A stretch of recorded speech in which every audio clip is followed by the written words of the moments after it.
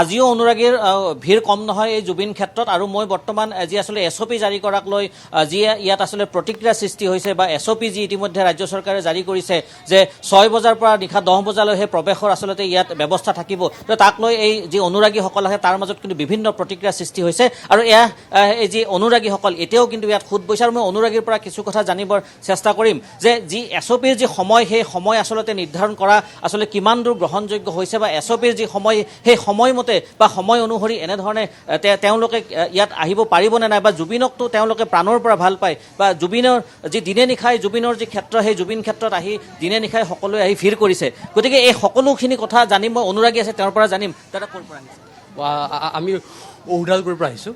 SOP জাৰি কৰিছে ৰাজ্য চৰকাৰে যে 6 বজাৰ পৰা পুৱা নিশা 10 বজালৈকে ইয়াত প্ৰৱেশ থাকিব এই ক্ষেত্ৰত জুবিন অনুৰাগী হিচাপে কি ক'ব আপুনি সময়ৰ ক্ষেত্ৰত? মই এটা কথাই ক'ম, এইটো একচুৱেলি অত্যন্ত এটা দুখৰ বিষয় যে এছঅপি সেই কৰিব লগা হৈছে, কাৰণ জুবিনক আমি সকলোৱে আমি ভাল পাওঁ।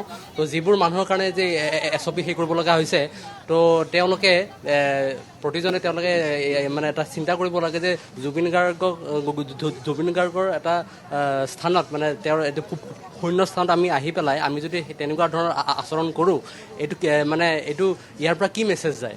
তো তেওঁলোকে নিজে ভাবি যদি ভালদৰে চায় তেতিয়াহ'লে আজি এইটো দিন নাহিলেহেঁতেন। তাৰমানে ইতিমধ্যে মই আকৌ সুধিছোঁ আপোনাক যে এছঅপিত 10 বজাৰ পিছত সোমাব নোৱাৰিব, কিন্তু 10 বজাৰ পিছত যদি কোনোবা অনুৰাগী আহে এই ক্ষেত্ৰত আপুনি কি ক'ব খোজে যে এইটো সোমাব দিয়াটো উচিত নে অনুচিত? অনুৰাগীকতো সোমাব দিব লাগে নিয়মমতে, কিন্তু যিবিলাকে ইয়াতে উৎপাত কৰে বা ৰাতি যিবিলাক আমি শুনিছোঁ তো তেওঁলোকক যাতে ইয়াৰ আৰক্ষীয়ে হওক বা যি আছে তো আৰক্ষীৰ ফালৰ পৰা তেওঁলোকক মানে দৃষ্টিগোচৰ কৰি পেলাই, কিন্তু যিবিলাকে ভালদৰে আহি পেলাই ইয়াতে তেওঁক সেই কৰিব খোজে তো তেওঁলোককতো সোমাব দিব লাগে আৰু মোৰ মতে।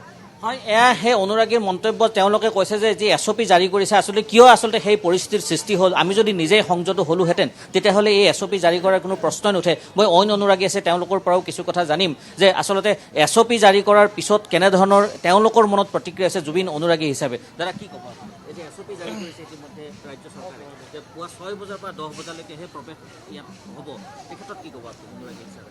এইটো ধৰক এতিয়া আইন শৃংখলা মানে এইটো চৰকাৰে এনেকুৱা ষ্টেপ ল'ব পাৰে, আমি সাধাৰণ মানুহ তো চৰকাৰে নিশ্চয় কিছু ভালৰ কাৰণে কৰিব, আমি ইমান নাজানো। তো ঠিক আছে কিজানি ধৰক আইন শৃংখলাৰ কাৰণে বহুত দৰকাৰ। এইটো বহুত মানুহ আহে, জুবিন গাৰ্গ আমাৰ ধৰক আৱেগ, তো অসমীয়া জাতিৰ এটা আমঠু, হিয়াৰ আমঠু জুবিন গাৰ্গ। তো ধৰক বিশৃংখল পৰিস্থিতি যেন নহয়, এটা শান্তি শৃংখলাত যেনে মানুহখিনি থাকিব পাৰে, তো তাৰ কাৰণে এইটো চৰকাৰে এনেকুৱা ষ্টেপ লৈছে। মই ভাবোঁ এইটোৱে হ'ব পাৰে, মেবি আদৰণি।